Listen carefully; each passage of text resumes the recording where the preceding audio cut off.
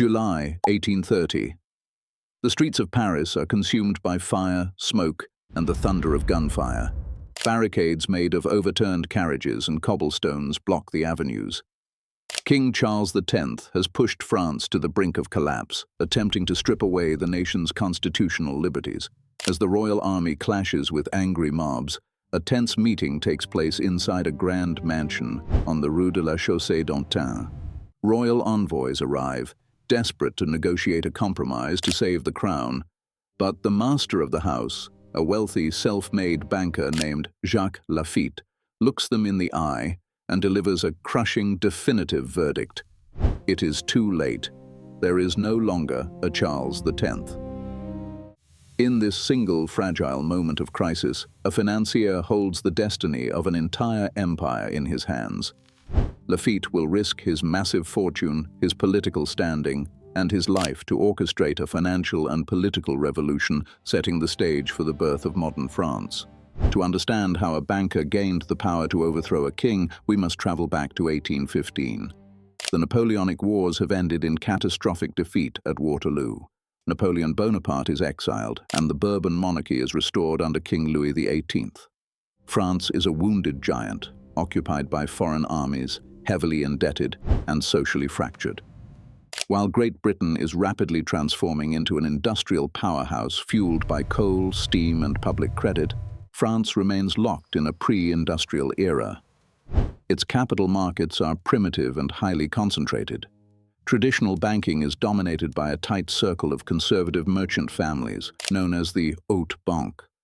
These private firms are largely disinterested in funding new industries or building national infrastructure, preferring safe, short-term commercial loans or lending directly to wealthy aristocrats.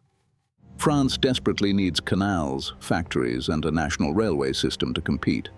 But there is no mechanism to channel capital into these massive, high-risk projects. Without a radical transformation of its financial system, France will remain a secondary economic power, forever trapped in the shadow of the British Empire. But the solution to this national crisis would not come from an aristocrat or a politician. It came from the son of a poor carpenter. Jacques Laffitte was born in 1767 in the southwestern town of Bayonne. Growing up with 9 siblings, he had no formal education and began his working life as an apprentice in his father's workshop. Seeking a better future, Laffitte traveled to Paris in 1788 on the eve of the French Revolution. He applied for a low-level clerk position at the prominent banking house of Jean-Frédéric Perregaux. Legend has it that as Laffitte was leaving the courtyard after a polite rejection, he stopped to pick up a simple brass pin dropped on the ground. Watching from his window, Perregaux was so impressed by the young man's eye for detail and frugality that he called him back and hired him on the spot. Laffitte possessed an extraordinary mind for mathematics, combined with a relentless work ethic. As the French Revolution tore the old financial order apart, Laffitte rose rapidly through the ranks of the firm. By 1804, he succeeded Perregaux as the head of the bank, transforming it into one of the most powerful financial institutions in Europe. His reputation for absolute integrity became so legendary that even Napoleon Bonaparte, before abdicating in 1815, personally entrusted his private fortune of nearly 6 million francs to Laffitte's safekeeping. By the time the Bourbon monarchy was restored, Laffitte was the governor of the Bank of France, poised to rewrite the rules of European capitalism. Laffitte believed that a modern nation could not survive on outdated financial models.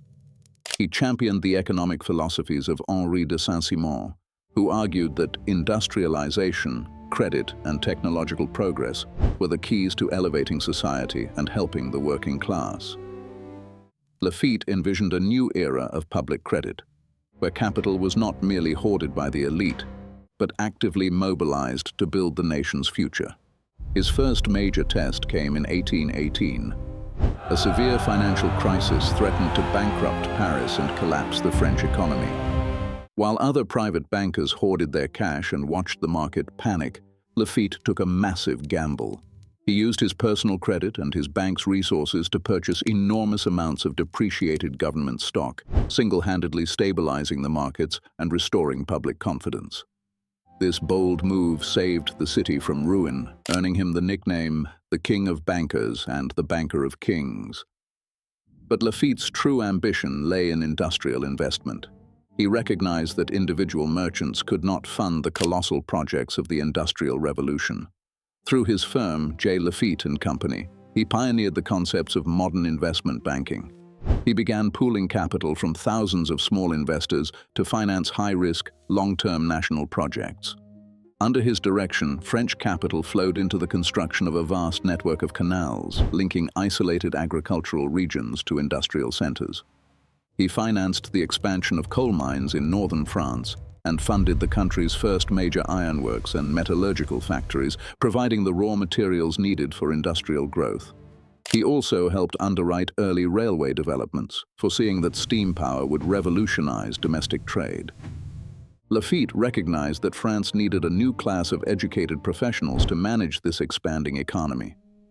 In 1819, he used the premises of his own bank to host the very first classes of the École Spéciale de Commerce, which would become the world's oldest business school. He chaired its board and personally funded its early development, ensuring that the next generation of Frenchmen would be equipped with the tools of modern commerce. However, Laffitte's progressive financial policies were deeply tied to his liberal political beliefs. He believed that economic freedom could not exist without political liberty. Elected to the Chamber of Deputies, he became a vocal defender of the freedom of the press and championed constitutional reform. This outspoken liberalism quickly angered the ultra-conservative Bourbon government. In 1819, as punishment for his political defiance, the Crown stripped Laffitte of his position as governor of the Bank of France. Yet this setback only solidified his status as a champion of the middle class and the leader of the liberal opposition. For the next decade, Laffitte used his vast wealth and influence to fund liberal newspapers and back progressive journalists, preparing for the inevitable clash between the backward-looking monarchy and the forces of modern capitalism. He became a bridge between the old financial elite and the rising bourgeoisie, arguing that a nation's true strength lay in its productivity, its markets, and its working citizens, rather than its aristocratic titles. By July 1830, the tension reached a boiling point. When King Charles X issued the July Ordinances, suspending the Constitution, dissolving the legislature, and censoring the press, Paris exploded into open revolt. As barricades rose, Jacques Laffitte's mansion became the unofficial nerve center of the revolution. While some rebels called for a radical republic, Laffitte feared that a radical uprising would lead to another reign of terror and destroy the fragile economy. He moved quickly to secure a constitutional alternative. He leveraged his immense political and financial influence to convince his fellow deputies to back Louis-Philippe, the Duke of Orléans, as the new constitutional monarch. Laffitte's plan worked. Charles X abdicated, and Louis-Philippe ascended the throne as the citizen king. In gratitude, the new king appointed Laffitte as Prime Minister and Minister of Finance. It was the absolute peak of his power. But this political triumph would prove to be his undoing. The revolution had deeply destabilized the markets, and the French treasury was depleted. Laffitte attempted to stabilize the economy while backing revolutionary movements in Italy and Belgium to spread liberal ideals. This aggressive stance terrified conservative investors and angered the king, who wanted to pacify European powers. After just 131 days in office, plagued by political infighting and a worsening economic depression, Laffitte was forced to resign. Worse still, his dedication to the revolution had cost him dearly. To support the provisional government and prop up failing businesses during the crisis, Laffitte had poured massive amounts of his personal wealth into the state. With his political career in ruins, he found himself facing a devastating truth. He was completely bankrupt.